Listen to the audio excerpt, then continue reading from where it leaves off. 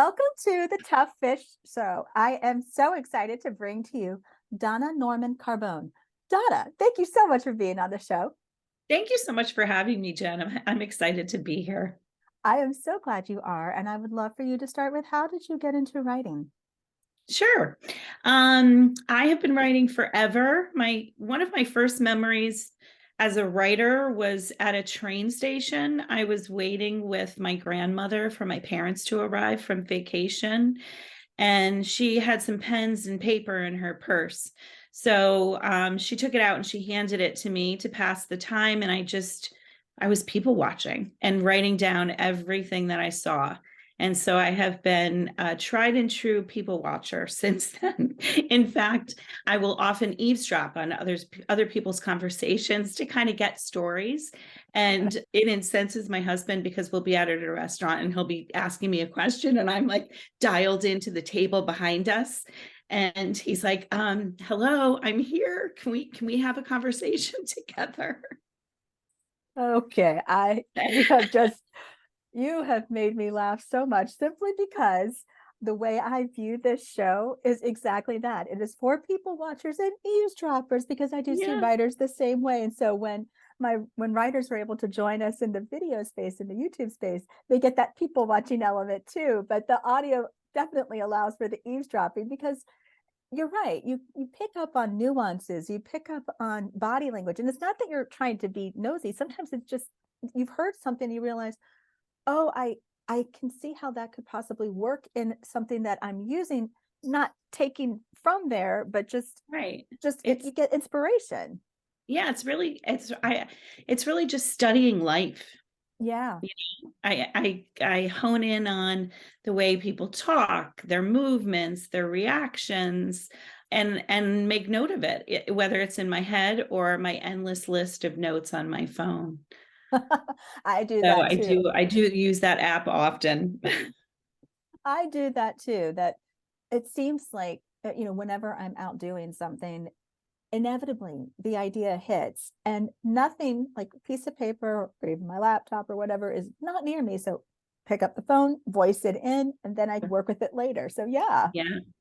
I actually had a dream the other night, and it was like such a vivid book dream. And I woke up and I was like, I have to write that down. And so I picked up my phone and I thought, I'm just going to use my voice app. So I'm whispering into my phone, and my husband wakes up and he's like, what are you doing?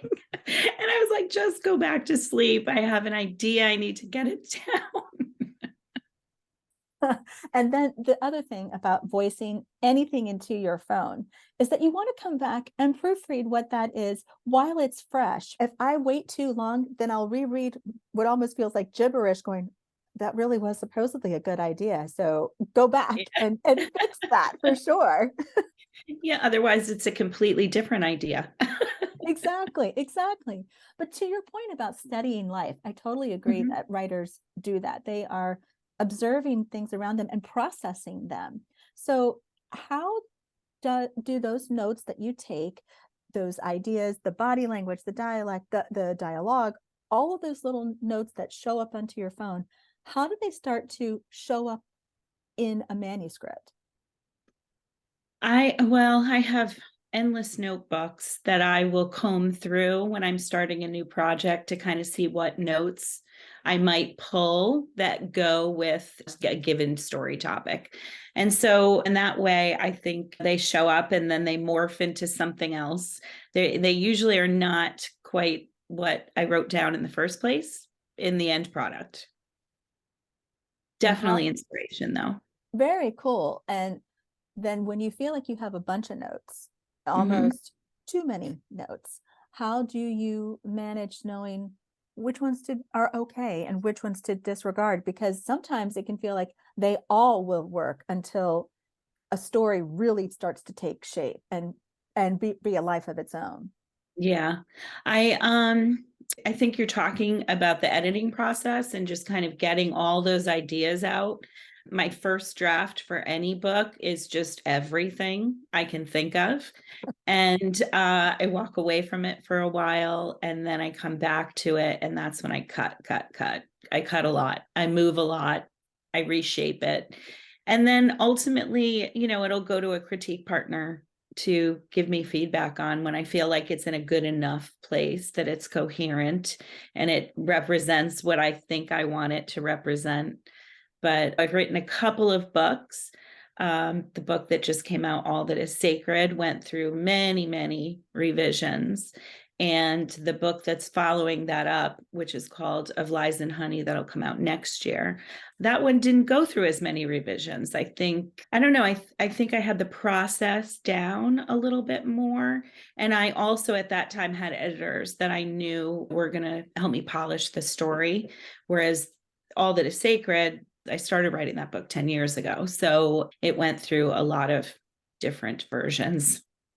Okay, you have touched on several things I would like to unpack a little bit more. But one of the things I loved how you looked at that and said, I have all these notes, and rather than trying to filter them at the get-go on the first draft, you said they're all going in, and Yeah. I will edit out and adjust once I have something to work with on the page, versus looking at all the notes and saying, where do I start? Do I use this? Do I not use this? You just said, I've got all these things, they're going in until I figure out that they shouldn't be there. And I love that. You're just like, use it all and then cut it.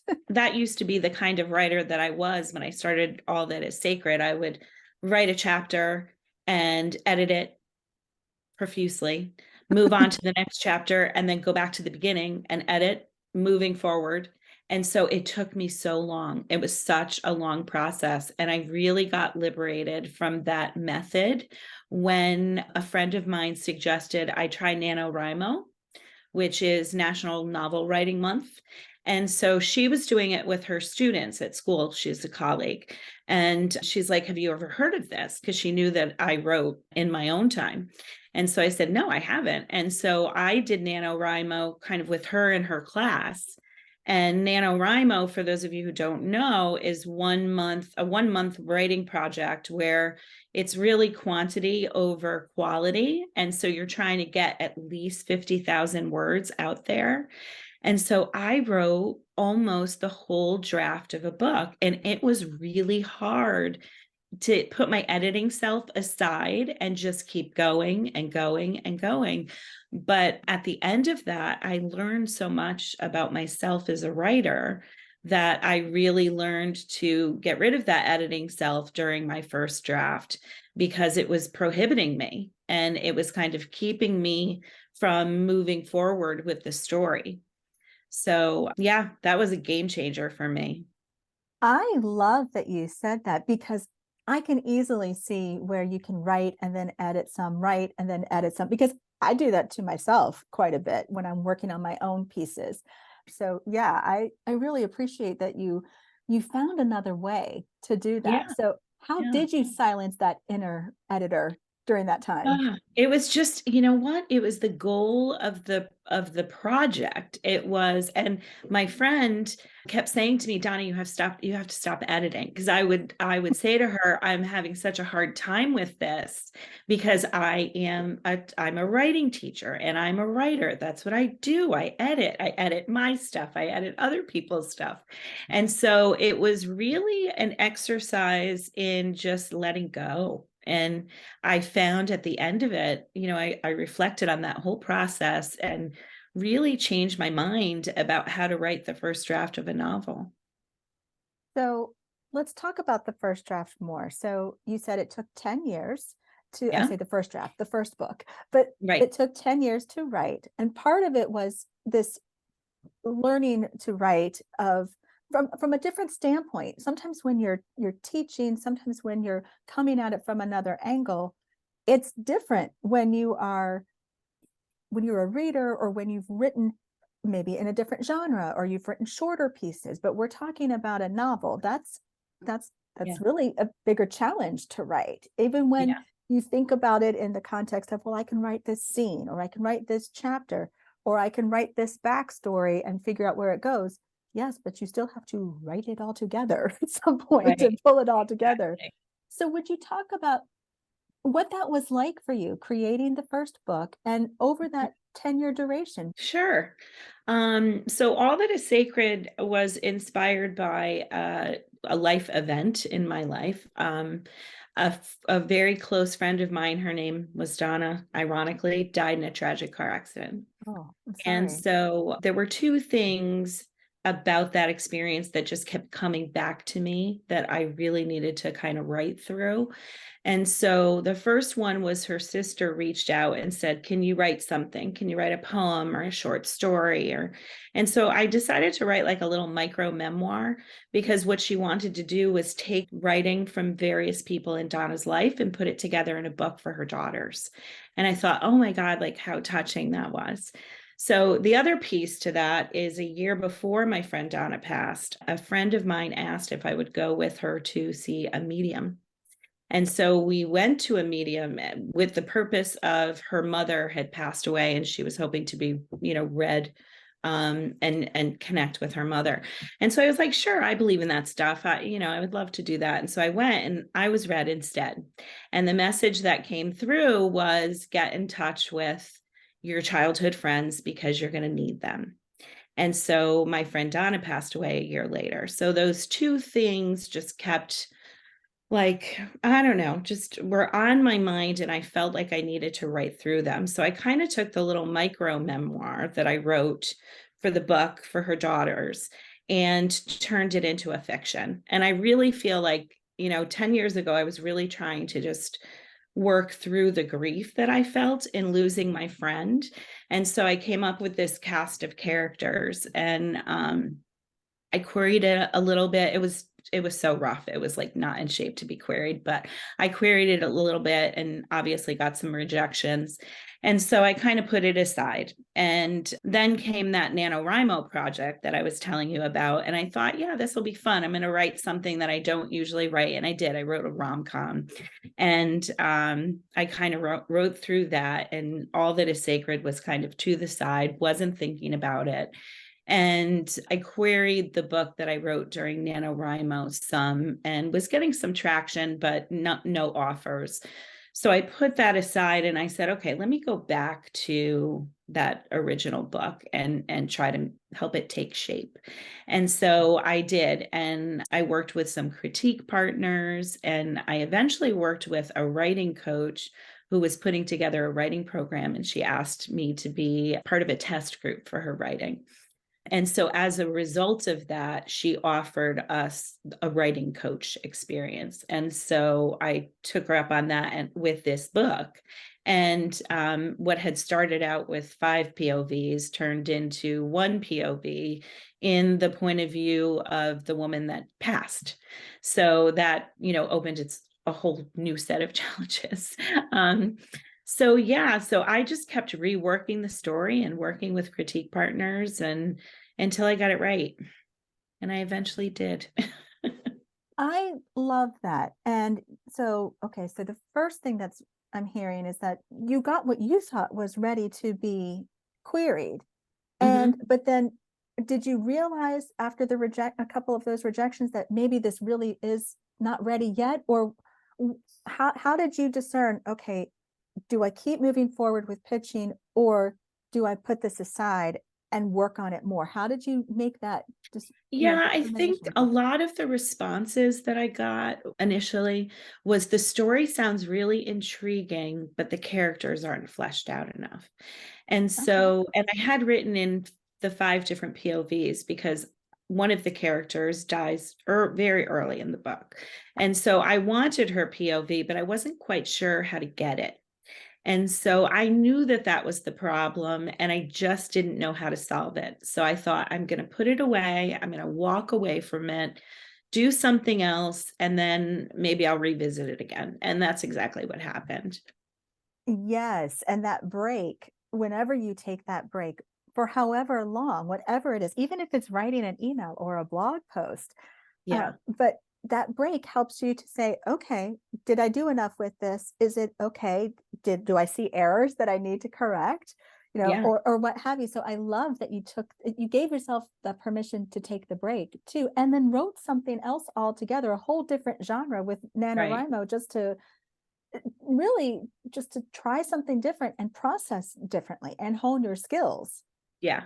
Yeah. That's, Yeah. yeah, I definitely, that book, that rom-com that I wrote, definitely shelved that. I won't go back to that, but that was truly an exercise in just kind of the process, the writing process, and challenging myself in different ways that I hadn't before. I mean, I just wrote because it it felt right. I mean, I took writing classes in college, but writing to me has always been more of a passion than I thought it would be, like another career. Yeah. But but I also hear what you're saying is that you gave yourself permission to say, Yeah. whatever comes from NaNoWriMo, whatever the output is, I'm not going to worry about that outcome as much as staying present in that moment and just honoring the process and honoring the journey, really, because sometimes NaNoWriMo turns into that first draft that you get refined and ultimately publish. Sometimes, Yeah. like what you're suggesting, is it was used differently. It ended up becoming a different way of serving you, but Yeah. it may, like what I think I hear you saying is it might not get published anytime soon, if it ever does, and that's Right. still okay. Yeah. Yeah. Yeah. Because Yeah, I have learned that it really is about the journey. It really is about, learning things and meeting people and changing your perspective. absolutely. So going back into the draft, so you Mhm. have you've gotten the feedback, you've shelved it for a while. Now you're pulling it back up Right. and you realize, okay, I've got a point of view situation I want to work through more. It helps Yeah. from the feedback I've gotten. And I know this one character in particular I need to bring in. But rather than have six point of views, Right. really, or if that one was really kind of there, maybe stronger five, Yeah. you scaled it back into one. How did you make the decision to not just scale, but knowing how far, and did you just kind of say, I'm just going to write the whole thing from one point of view, or maybe try three point of views before I go from just one, five to one? Yeah.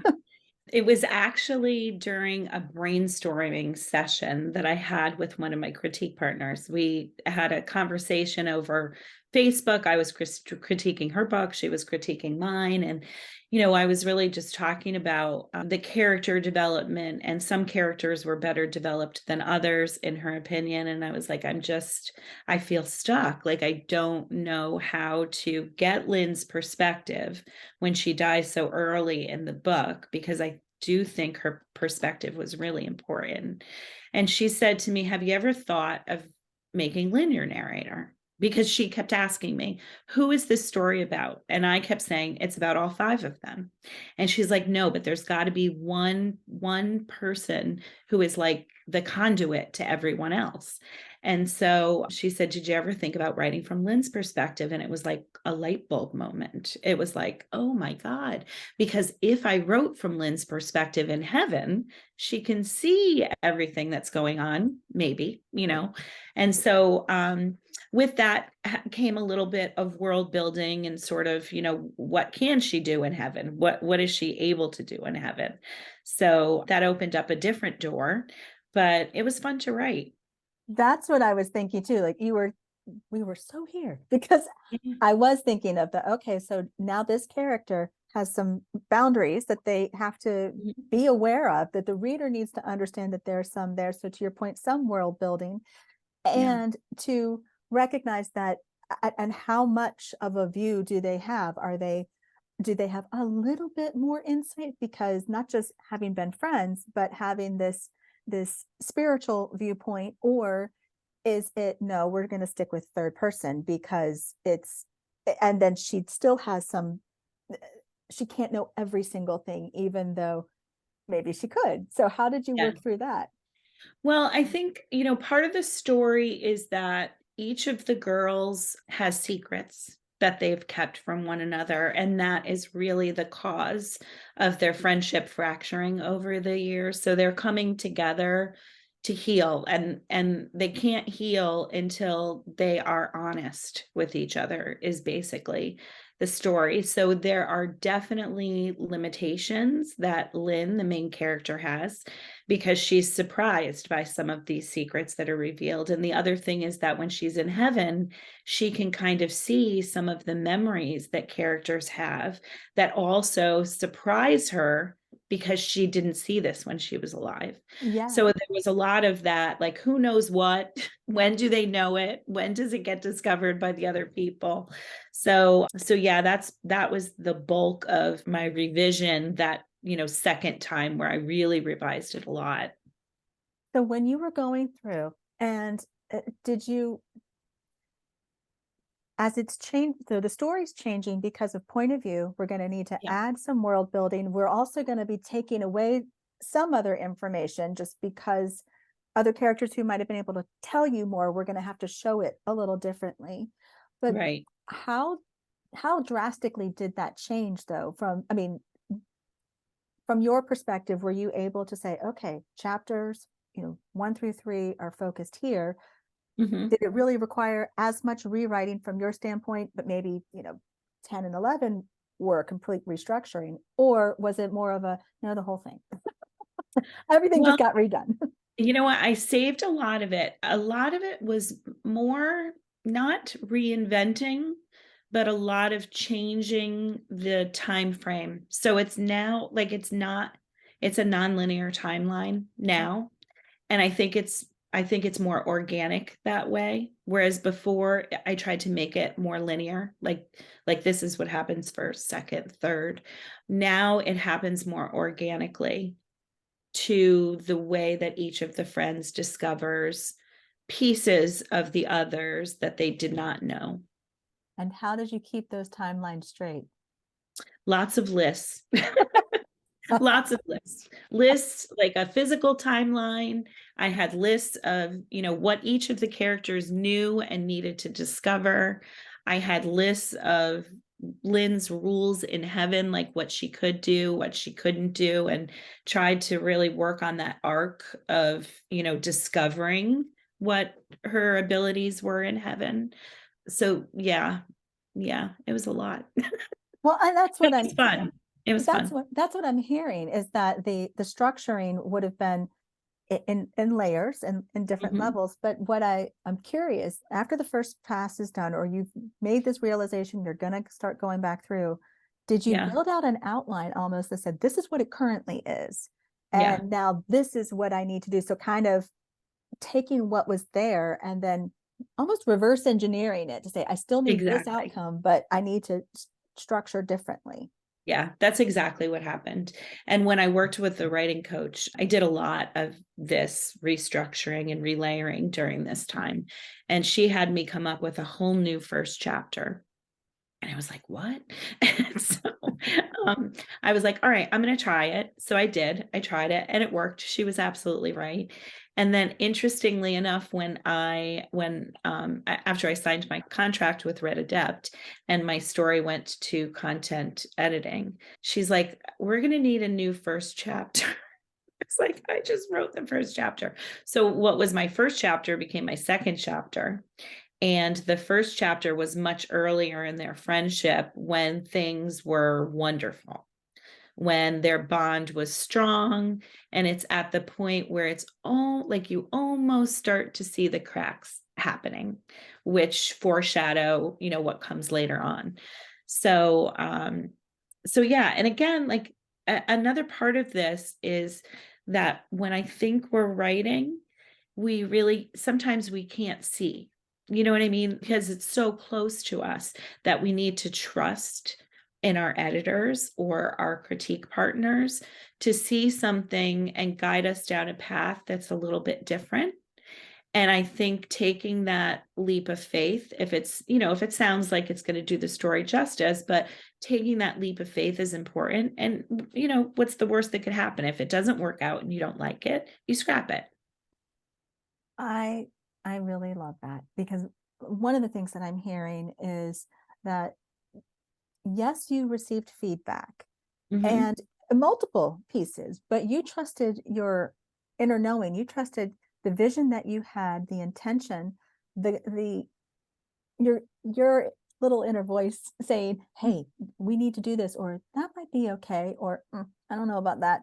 And let that be your guide and be your compass to help Mhm. bring this story about. So even though chapter 1 now sounds like it's gone through first pass, second pass, new point Mhm. of view, another point of view. So at least 4 or 5 new chapter 1s.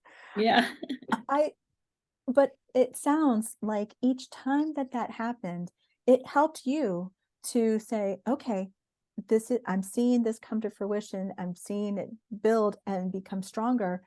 Mhm. And I love that because to your point, you did trust them, but you also trusted yourself. Yeah. Yeah, absolutely. I'm definitely one who believes in trusting your gut. Yeah, me too. Yeah. Me too. I'm a Yeah. big believer with that.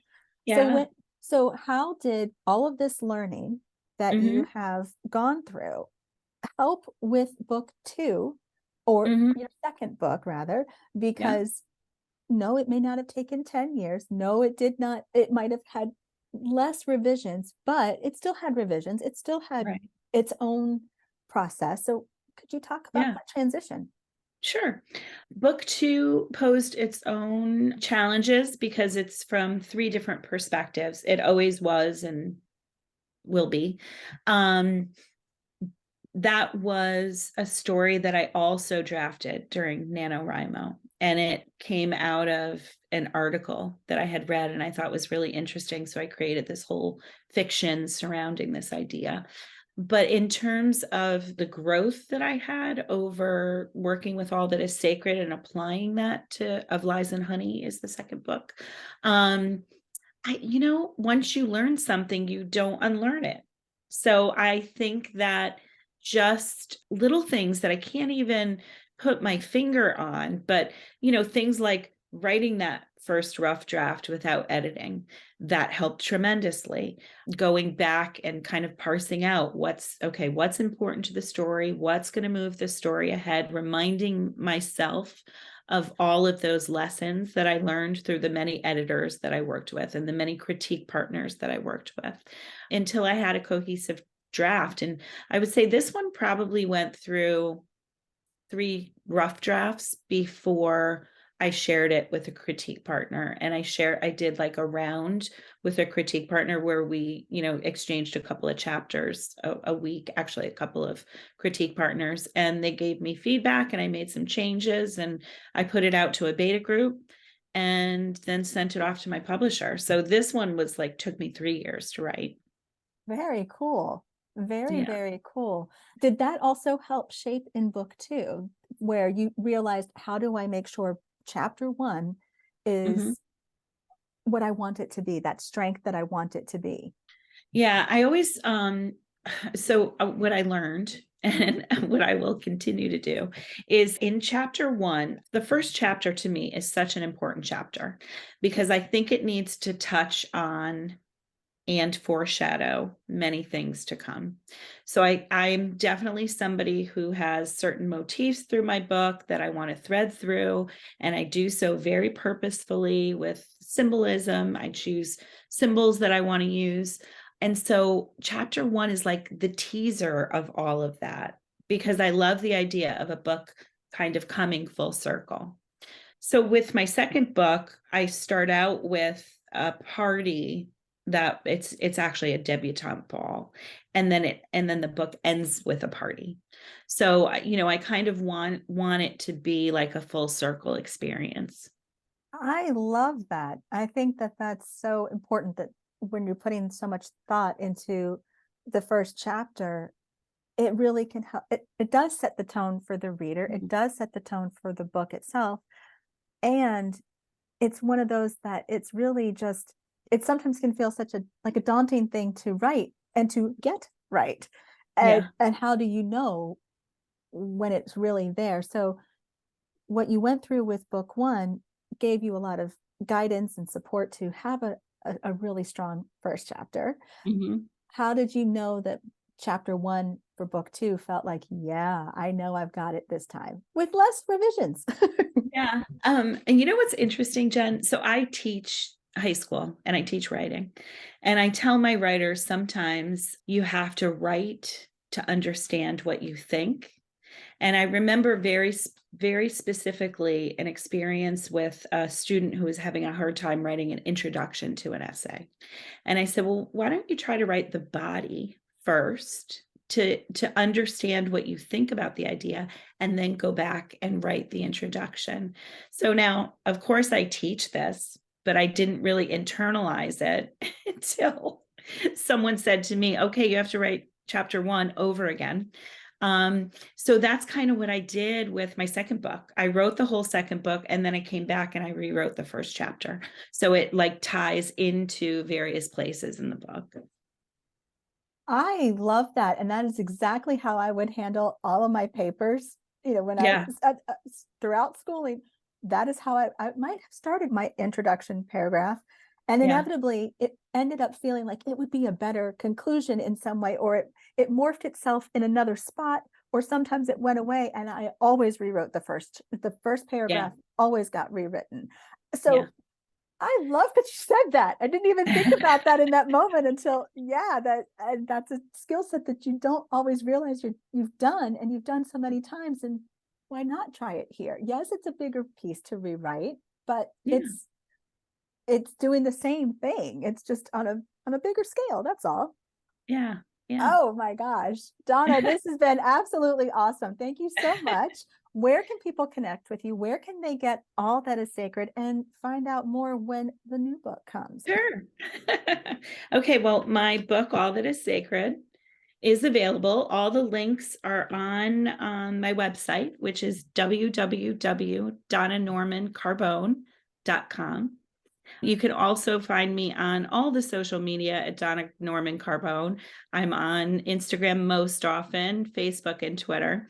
And so you'll find links there. My book is on Amazon, Barnes and Noble, Kobo, Google Play, Apple, and will be available on audio at the end of August. So yeah, that's it. Very cool. And when they come to your website, is there a way to connect with you for learning when book 2 releases and such? Sure.